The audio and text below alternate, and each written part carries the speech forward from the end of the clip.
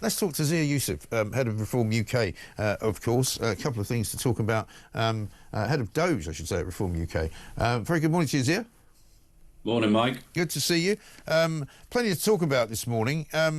In addition to whenever we're going to start seeing this business of migrants being detained, I keep seeing tweets from Keir Starmer saying, you know, illegal migrants will now be detained and deported. I don't see any evidence of that, and I don't see any evidence of where they're going to be detained. I was talking to Rafe Heidel-Manku this morning, and he said, rather tongue-in-cheek, presumably he means detained in hotels.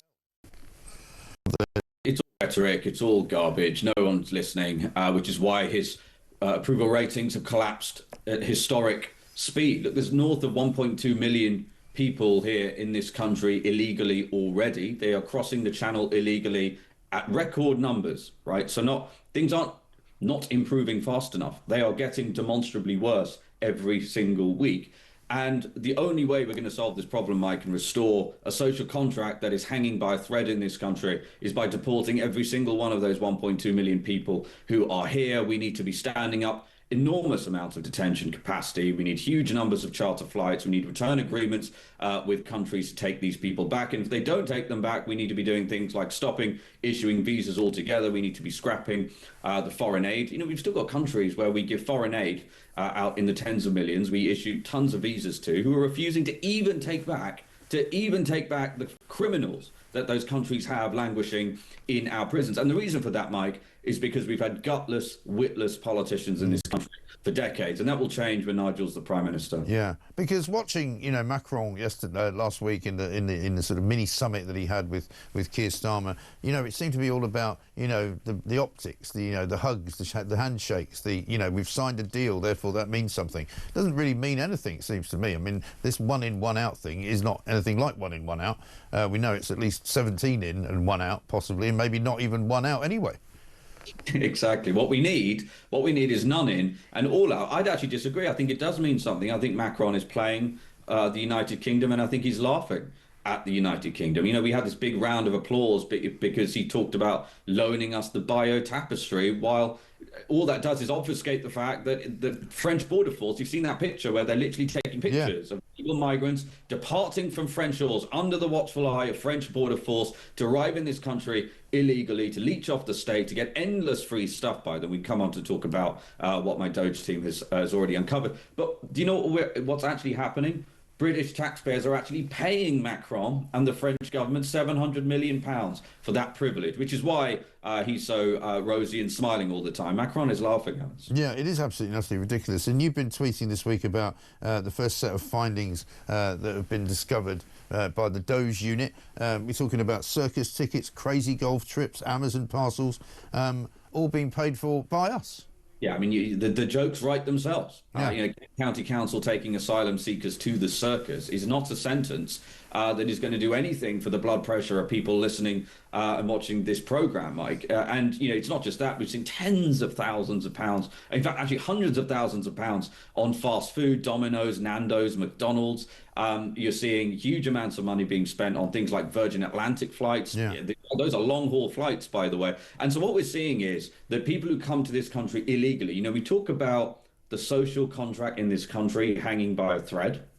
If you come to this country illegally, you get basically a free life of leisure. You get free healthcare, free accommodation, free trips, free activities, free fast food, free TV licenses. We also found Netflix subscriptions, and apparently they'd watched everything on Netflix because then they needed Disney Plus.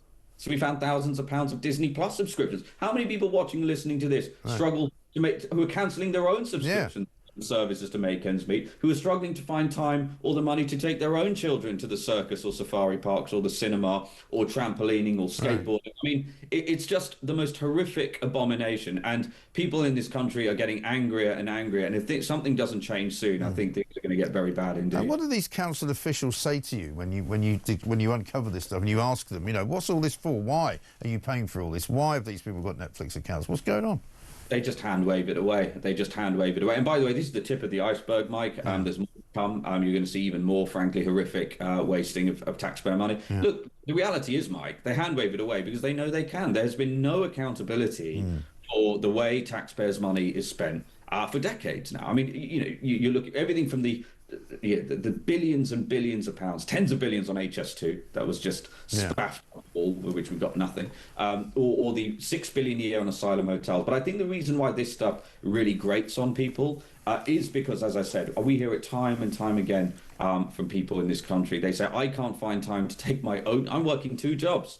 I can't find. I would love to take my kids out to the cinema or to activities or to the safari park. They're taking people to the safari park. So there's a total culture of impunity. And what this country needs, Mike, I'll tell you, the amount of time I've now spent in local councils and county halls, and the more you look at it all, the more you realise this country needs a total reboot. It needs a factory reset, and that's what a reform government will offer. Yeah, I mean, looking at some of the things today that are winding my listeners and viewers up, this business of Heidi Alexander coming out yesterday and saying she wants to give £25 million to councils so that they can subsidise people putting these ridiculous little gullies into the pavement so that they can run a cable down to charge their electric car, which of course they'll only be able to do if they can actually park it there, you know?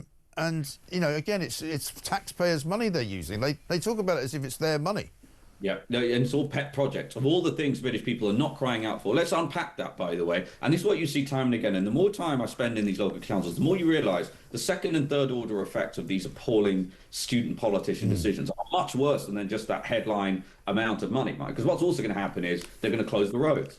Right? So there's going to be tons of congestion. When they close the roads, how many times do you drive? If you drive past a road that is closed, or you see supposed building works going on, construction work on a road, the majority of the time, and people watching and listening to this will recognise this, there's no one actually working. No. So those works take forever and ever and ever. It drives people potty.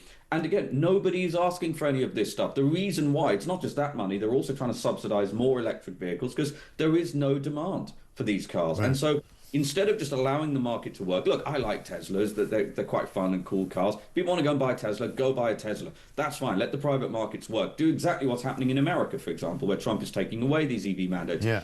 What happens is you have these student politicians with harebrained ideas about how the world works, which do not match reality, who go and spend taxpayers' money on their own pet project. This is what you see writ large across all of these councils, and then they claim poverty and plead poverty when it comes to actually spending money on things that British people actually want, like their potholes fixed or getting their bins collected. Yeah, and then of course Heidi Alexander herself was asked, well, of course you've got an electric car, right? No, apparently not. Even though she wants everybody else to have one, she says she might buy one the next time she gets a new car. But I mean, you know, it's the audacity of these people who they just, you know, do as I say, not as I do. Well, of course, it's Orwellian, isn't it? And it's you know, some animals all animals are equal, but some animals are more equal than others. All the same stuff you see. You know, how many times you see these left-wing and far-left MPs attacking private schools, only to find that they send their own children to private schools? This is the thing you should see again. These people who make these laws and make these rules under which everyone else must live are totally insulated from the effects that they have on people, right? If you're driving around in a ministerial car, you're reasonably, you're not that afraid of having your phone snatched from you, whereas everybody else is walking around with their smartphone. Walk around London. I mean, that's what you hear, by the way, whenever anyone comes to London who hasn't been here for a few years, they talk about London like it's a favela. Yeah, exactly right. A knife crime is committed, and the data supports this, a knife crime is committed in Sadiq Khan's London every 30 minutes. Yeah. And when it's now been totally normalised. It's shocking. And then we had that awful one just the other day back in back end of last week in Knightsbridge. A guy just stabbed to death outside Park Tower Casino, you know, which is meant to be one of these sort of upper class parts of the city.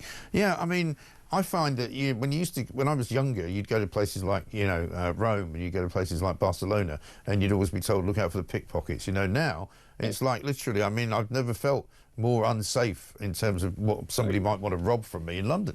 Absolutely, and I use that term favela advisedly, because if you've been to favelas in Latin America, what locals will tell you is, well, don't wear anything flashy. Don't even take a phone, because you're just bringing risk, and actually you're probably bringing mortal risk upon yourself. That is the state of affairs now in London. I don't understand why anyone would wear a watch of any value whatsoever, because you're not just risking it being stolen. No. You are risking losing your life at the hand of these these appalling criminals, and all that's happening while the police seem to have infinite amounts of time and infinite amounts of resource to police tweets. Yeah. The judiciary moves at great speed to ensure that speech is policed and punished at an extraordinary pace, and yet when it comes to actual crimes that affect people every single day, the kind of crimes that everyone is terrified of in this country, apparently there's no police resource for that whatsoever, and the judiciary seem to be utterly incapable and unwilling of imprisoning anybody for any sort of crime. I mean, look, shoplifting is now basically legal, right? Yeah. You have the shoplifters charters, go in and steal. I mean, if you go on TikTok and go look at and just search shoplifting, you will see so many videos, people sharing user-generated content of people just recording, people walking into Pret stores, walking into department stores and just taking stuff and walking out. Half the time they don't even cover their faces because they have that much impunity and that much confidence that the police in this country will do nothing about it. Yeah, I know. It's a shocking state of affairs. It really is. Zia, good to talk to you. Thanks very much indeed. Zia Yusuf there, the head of Doge at Reform UK.